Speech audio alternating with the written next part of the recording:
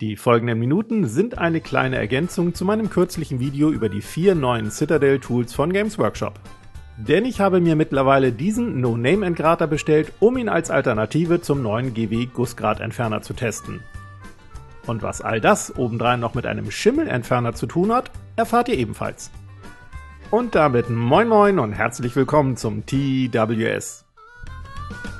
In meinem kürzlichen Video zum neuen Messer, Seitenschneider, Bohrer und Gussgratentferner von Games Workshop hatte ich ja gesagt, ich persönlich nutze zum Entgraten nach wie vor mein Bastelmesser.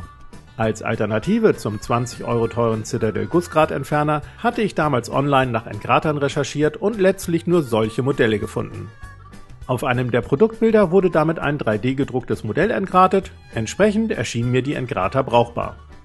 In den Kommentaren zum Video merkten dann aber ein paar Zuschauer an, dass sich solche Entgrater eher nicht fürs Säubern von Tabletop-Modellen eignen.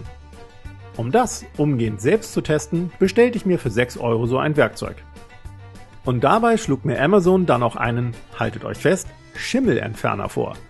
Kein Scherz, denn der Verkäufer hat den englischen Namen Moldline Remover scheinbar nur per Google übersetzt. Und so als deutsche Produktbezeichnung Schimmelpilzentferner bzw. Schimmelentferner erhalten. Diesen Schimmelentferner habe ich dann direkt mitbestellt, denn nur 12,50 € für das Vorgängermodell des aktuellen Gussgratentferners sind für GW-Verhältnisse definitiv ein Schnäppchen. Außerdem besaß ich ja noch keinen. Der 6 € Gussgratentferner hat für Tabletop-Bedürfnisse tatsächlich einen entscheidenden Nachteil. Die geschwungene Klinge ist zwar austauschbar, da das Tool auch zum Entgraten harter Materialien genutzt werden und somit verschleißen kann, aber die Klinge dreht sich auch und kann leider nicht fixiert werden. Hierdurch lassen sich Tabletop-Modelle dann leider auch nicht präzise entgraten. Und ich denke, selbst wenn man das Innere mit zum Beispiel 2 Komponentenkleber füllen und damit die Klinge fixieren würde, ist die Klingenform etwas zu breit, um damit an Modellen auch kleinere Ecken und Winkel erreichen zu können.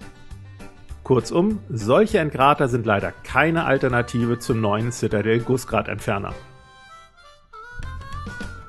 Dieser Schimmelentferner allerdings schon. Ja, es ist nur das Vorgängermodell, aber wer es noch günstig bekommen kann, sollte meiner Meinung nach zuschlagen. Ich habe das Tool an einem Plastikbausatz getestet und bin ehrlich gesagt schwer begeistert. Das Säubern der breiten Flächen ging wirklich fix und sogar schneller als mit einem Bastelmesser. Denn damit müsste man deutlich vorsichtiger und entsprechend länger kratzen. Schließlich ist so ein Bastelmesser scharf und je mehr Druck man ausübt, desto höher ist die Gefahr, ins Modell einzuschneiden. Ganz anders beim Gussgratentferner.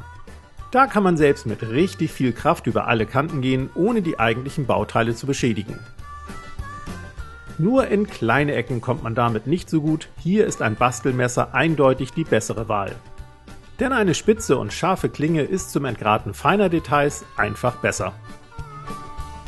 Solltet ihr also nach einer Alternative zum neuen und 20 € teuren Citadel Gussgratentferner suchen, haltet einfach nach dem Vorgängermodell Ausschau.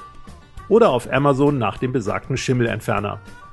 Den Link habe ich euch natürlich in die Videobeschreibung gepackt. Allerdings kann ich nicht sagen, wie lange das Tool noch dort erhältlich sein wird. Ich hoffe, diese kleine Ergänzung und die neuen Infos haben euch geholfen. Ich werde jetzt mal weiter entgraten und den Bausatz weiter fürs kommende TWS-Video vorbereiten. Wir sehen uns dann nächsten Freitag. Bis dann!